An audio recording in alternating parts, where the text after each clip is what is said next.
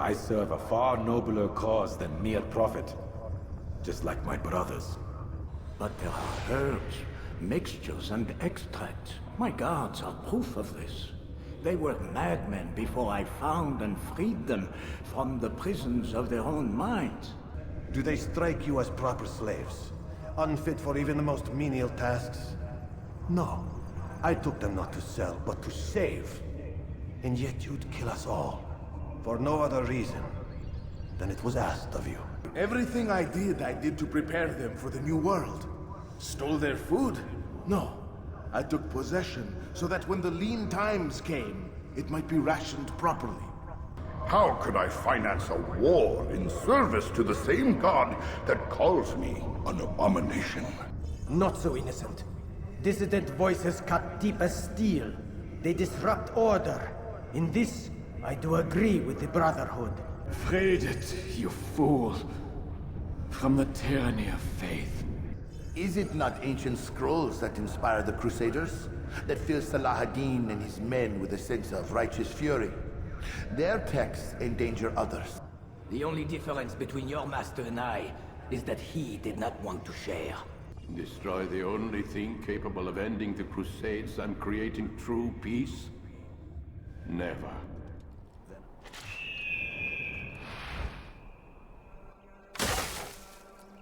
Two episodes down and a handful to go.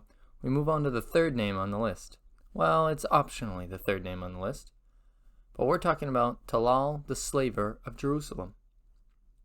As with the previous videos, today we'll talk about the Templar figure's background, his actions, his motivations, and then make a judgment on the man. Jumping right into it, Talal was born in 1157, likely in the region players find him in Assassin's Creed.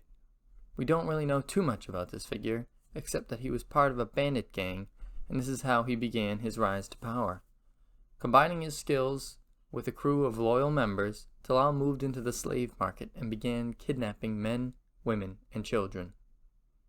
He would send these people off to distant lands as slaves and use part of his profits to pay off the local watch. Over time, Talal's gang became prominent enough to catch the eyes of the Templars, and a deal was struck. We know that Talal considered the Templars his brothers, and so it is likely that his gang was a piece of the Templar force rather than just a contracted group for supplying slaves. That brings us to 1191, the year players of Assassin's Creed are sent to hunt and kill Talal. At this point, Talal is a member of the Templar Order, a feared slave trader, and a powerful force in Jerusalem. All of this puts his name on Al-Mualim's list. Players finally track down Talal to a warehouse in the rich district of Jerusalem. We enter the warehouse and are immediately closed into the building. There are cages with men and women trapped inside. The area feels like a horror movie, and Altair hears the voice of Talal as he walks deeper inside. Once through the door, Altair finds himself surrounded by Talal's men. And from darkness appears Talal. He boasts about his abilities and his intelligence. He claims not to be the evil figure Altair assumes, and asks why Altair is there. This brings us to his defense. Talal has been capturing and selling people for years at this point. The warehouse alone hosts a handful of his human cargo. So what does Talal have to say for himself? His conversation is an interesting one, but clearly not satisfying for Altair. He remarks that he is a piece of a larger puzzle, one that is strong enough to survive his death. Like our previous victims, he sees the Holy Land on a larger scale, and is looking for a solution to some of its core issues. For Talal, this land has been abandoned by higher powers, and the current regimes are creating nothing but suffering for its people. In a world without miracles and optimism, Talal has decided to take matters into his own hands. You've nowhere to run now. Share your secrets with me. My part is plain. The Brotherhood is not so weak that my death will stop its work. What Brotherhood? Al-Mualim is not the only one with designs upon the Holy Land. And that's all you'll have from me. Then we are finished. Beg forgiveness from your god. He's long abandoned us. Long abandoned the men and women I took into my arms. What do you mean? Beggars, whores, addicts, lepers. Do they strike you as proper slaves?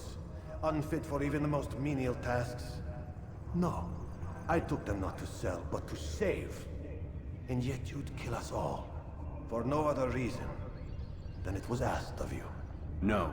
You profit from the war. From lives lost and broken. Yes, you would think that, ignorant as you are. Wall off your mind, eh? They say it's what your kind do best. Do you see the irony in all this? No, not yet, it seems. But you will. Talal mentions that the men and women he has captured have been abandoned by God, and, like Garnier de Naplouse, he has a similar attachment to his victims. He states that he has taken these people into his arms, almost like a caretaker. So his defense is centered around having the burden to care for those whose society has abandoned. Beggars, prostitutes, addicts, and lepers are those he has taken as slaves, people who are likely going to suffer day to day without assistance. Talal's defense is that he isn't enslaving people in order to get rich. Rather, he is saving those who need help, giving them discipline and purpose in life, and putting them on the right side of the future conflict. And he may have a bit of a point. At this point in world history, there is no safety net. Those who run into bad luck or suffer from diseases are not going to get much help. Talal can likely provide an opportunity to, at the very least, get food regularly. It seems as though his part in the Templar scheme is to supply the soldiers to the cause, funnel some through Garnier, and train some himself. At the very least, he is doing something here to redirect the lives of those in despair. But now that we have examined Talal's defense, it is time to make a judgment on him. At his core, Talal is motivated by improving the Holy Land. Like the other Templars, he sees the current conflict as ruinous and wants to see dramatic change. That being said, Talal is a slaver. He forces people against their will into the Templar ranks. He targets the weakest and most desperate people, takes advantage of their position. Though he is aiming at adding to their lives, he is ultimately deciding for people.